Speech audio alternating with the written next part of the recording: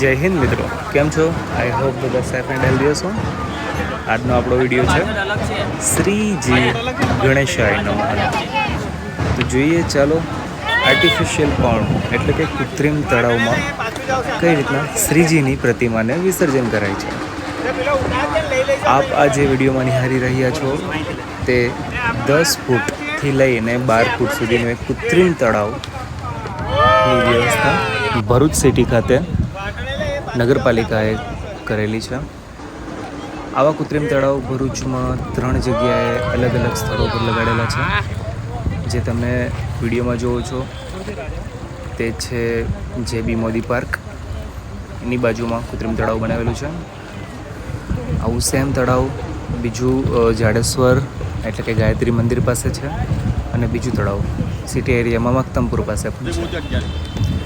Ganesh વિસર્જનના total 5મા દિવસે, 7મા દિવસે અને છેલ્લા દિવસે એટલે કે 10મા દિવસે ભાવિક ભક્તો વિસર્જન કરતા હોય છે શ્રીજીનું.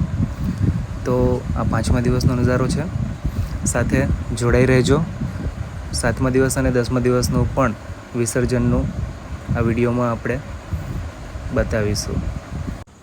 વિડીયોમાં વધુ આગળ વધીએ એની પહેલાં બધા જ મિત્રોને સ્પષ્ટ જણાવી દઉં કે આપ જે સ્વિમર જોઈ રહ્યા છો, જે નદીમાં શ્રીજીનું વિસર્જન કરે છે કૃત્રિમ તળાવમાં, તે બધા પ્રોપર સ્વિમર છે, પ્રોપર વેલ ટ્રેન્ડ છે, અને એમણે પ્રોપર તાલીમ લીધેલી છે, જેથી કરીને એમને અનુમતિ આપેલી છે. આપ મહેરબાની કરીને જો તરતા ના આવડતું હોય, સ્વિમિંગ ના આવડતું હોય, તો કોઈ પણ એવી જગ્યાએ, કોઈ પણ એવા સ્થળે જ્યાં ડૂબી જવાનો ભય હોય ત્યાં પોતાનું રિસ્ક લઈને પાણીમાં ના ઉતરશો. ભરૂચ ફાયર એન્ડ ઇમરજન્સી સર્વિસની ટીમ આપ નિહાળી રહ્યા છો કાર્યરત છે. એમની સાથે સાથે ઘણા બધા સ્વયંસેવકો જેમનો પણ અમને ખૂબ જ સપોર્ટ મળ્યો છે. પોલીસ તંત્રનો, પબ્લિકનો અને સાથે પાલિકાનો પણ ખૂબ જ સપોર્ટ મળી રહ્યો છે, જેથી આ કાર્ય ખૂબ સારી રીતે સરળ બન્યું છે.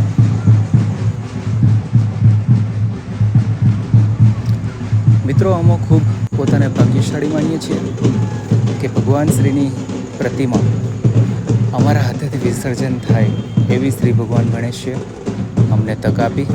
એમના અમે આભારી છીએ.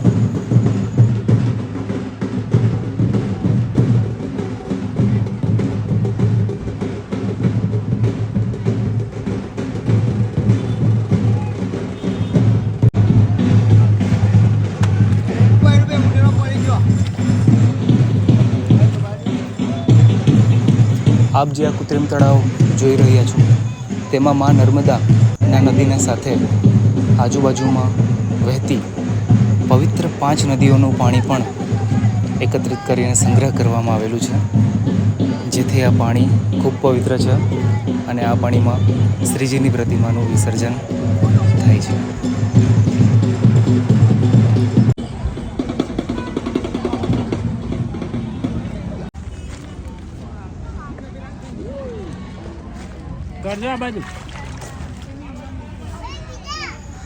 મિત્રો, વધુમાં જણાવું તો નાની મૂર્તિથી લઈ અને 7 ફૂટ સુધીની મૂર્તિની પરમિશન હતી વિસર્જન માટે.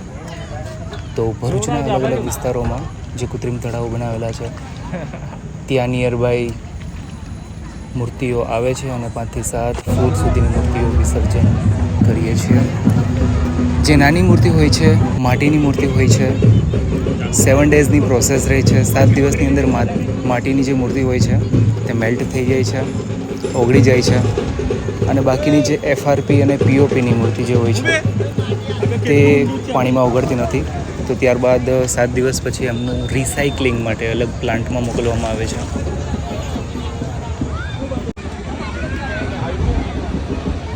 મિત્રો, આપ સૌને મારું એક હાથ જોડીને નિવેદન છે કે દર વર્ષે આપણે શ્રીજીની પ્રતિમા માટીની લાવીએ અને પોસિબલ હોય તો નાની લાવીએ, જેથી પ્રોપર સારી રીતે શ્રીજીનું વિસર્જન પણ કરી શકાય, ખંડિત પણ મૂર્તિ ના થાય, આપણી ભાવનાઓને ઠેસ પણ ના પહોંચે, અને નદી, તળાવ કે કોઈ પણ ઝરણામાં જ્યાં વિસર્જન થતું હોય તે જગ્યાએ ઇકો ફ્રેન્ડલી એન્વાયરમેન્ટ જળવાઈ રહે, પ્રદૂષણ ના પહોંચે.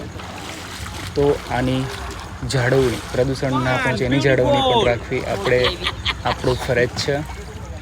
તો આપ સૌ આ મેસેજ બધાને પહોંચાડો એવી આપને હાથ જોડીને નમ્ર વિનંતી છે.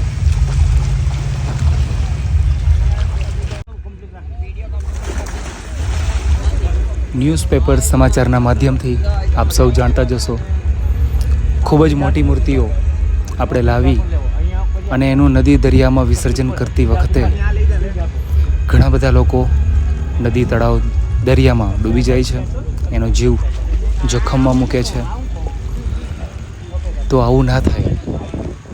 આપણો ખૂબ સારો પવિત્ર તહેવાર વધુ સારી રીતે આપણે મનાવી શકીએ એટલા માટે નાની પ્રતિમા લાવીએ અને માટીની પ્રતિમા લાવીએ.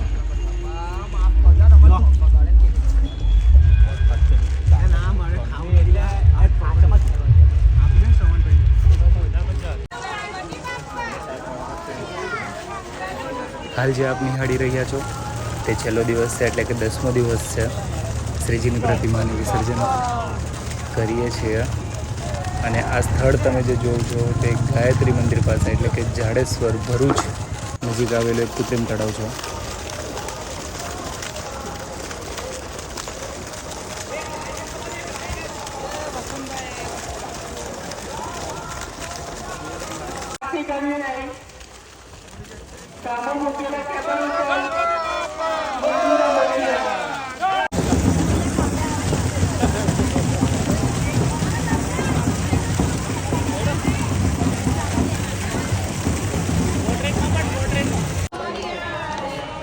મિત્રો, જે માટીની મૂર્તિ હોય છે ખૂબ સેન્સિટિવ હોય છે, તો અમારે ખૂબ જ ધ્યાનથી નું વિસર્જન કરવાનું રહે છે, જેથી કરીને કોઈ પણ મૂર્તિ ખંડિત ના થાય.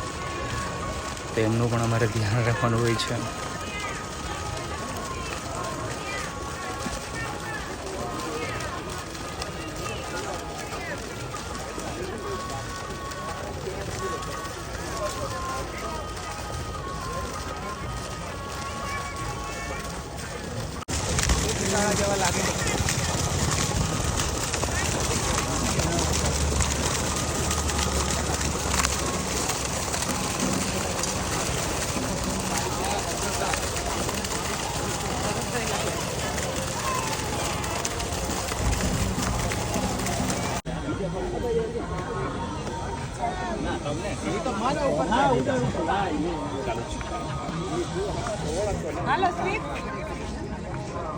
ગણપતિ બાપ્પા મોરયા, ગણપતિ બાપ્પા મોરયા.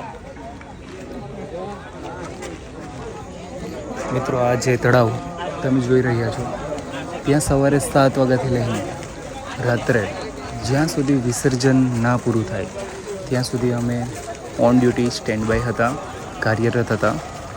સવારથી લઈ અને રાત સુધીમાં 700 કરતાં પણ વધુ મૂર્તિઓનું વિસર્જન અમારી ટીમે કરેલું છે.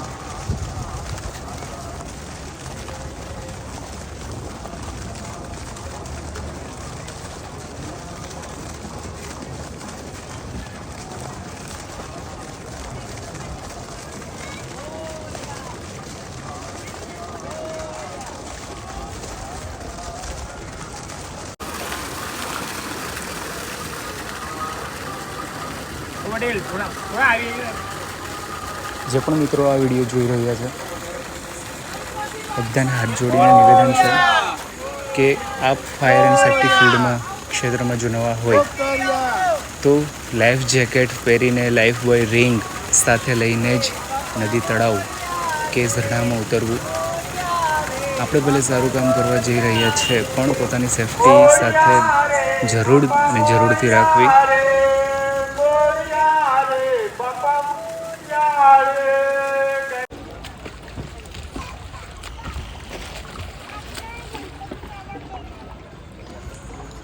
આશા રાખું છું કે આ વિડીયો ખૂબ જ ગમ્યો હશે બધાને, અને આવા જ ખૂબ સરસ મજાના વિડીયો આગળ પણ આપણી ચેનલ પર જોવા મળતા રહેશે. I request to you please follow, comment, like અને શેર જરૂર કરજો આપણી ચેનલને, જેથી વધુ વિડીયો હું શેર કરી શકું અને આપની સાથે જોડાયેલો રહું. ચાલો તો ફરી એકવાર જય શ્રી ગણેશ, મળીએ ફરી એકવાર. જય હિન્દ, જય જય ગરવી ગુજરાત.